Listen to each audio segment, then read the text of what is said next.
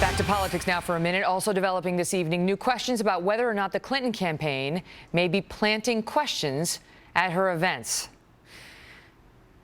It all started this week at a town hall in Pennsylvania. A young girl asked Mrs. Clinton about body image and Donald Trump's treatment of women. The media was quick to highlight the story, but not so quick to report what could be key details about the person asking the question. Trace Gallagher picks up the story from there. Trace?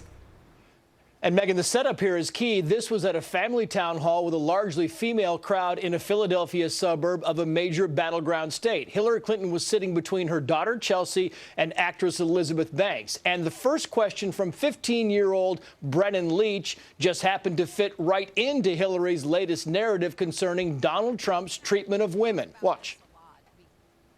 I see with my own eyes the damage Donald Trump does when he talks about women and how they look. As the first female president, how would you undo some of that damage and help girls understand that they are so much more than just what they look like? Oh, thank you.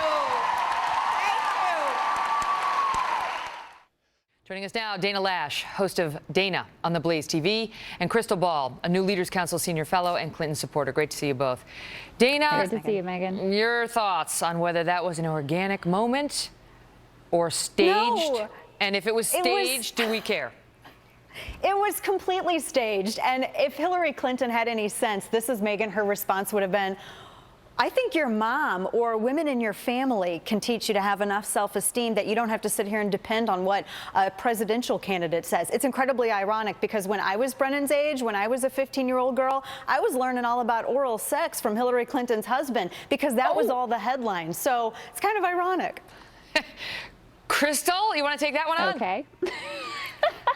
Well, the right is obsessed with this idea that Hillary Clinton is not possibly smart enough or prepared enough or articulate enough to handle questions that are asked to her in an impromptu way. I mean, first we had the Commander-in-Chief Forum where there was this conspiracy theory that she had an earpiece, and then there was the Lester Holt debate on Monday where first she got the questions in advance, and then no, she actually had a secret hand signal worked out with Lester Holt. But there's no question she's been dodged in the media. All we know here is that, yes, this young woman's father was a supporter. Yes, she got help from him on crafting the question, but we also happen to know that one of her friends committed suicide last year, and I don't think it's crazy to think that a young woman watching this campaign unfold last week would have had some concerns about what Donald Trump has to say about young women and their bodies. Well, we don't know why her friends committed suicide. Let's not go out on that limb. But Dana, you know, the thing is, the reason it matters is because are we watching something real or are we watching theater?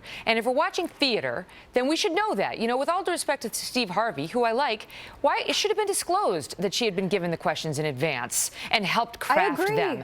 And if this was and if she worked to get this question given to her, or her campaign, then we should know. Is it theater? I mean, because when I'm watching, you know, A River Runs Through It, I know I'm watching drama.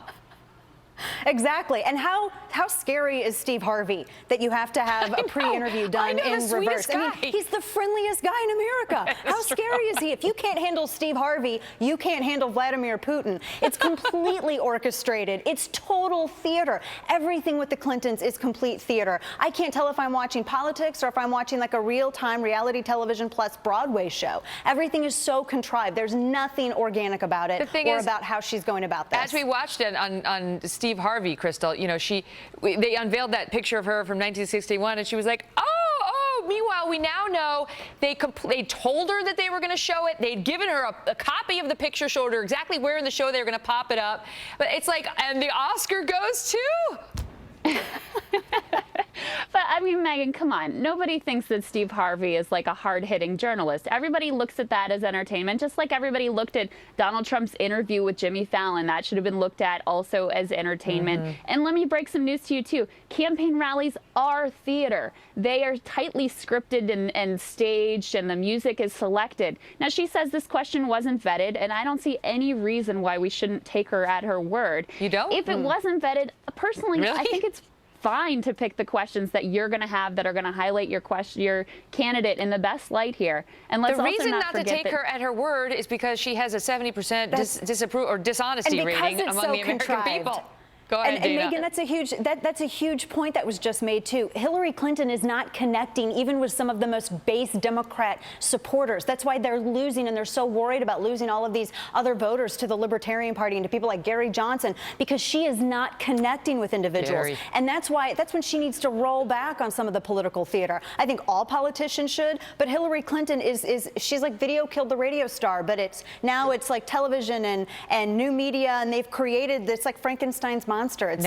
It's crazy. It's so crafted. Gary Johnson is honest to a fault. I think we can all agree on that. We would just leave this segment on that honest note, my ladies. Good to see you both. Yes. Thank you, Nice Megan. to see you.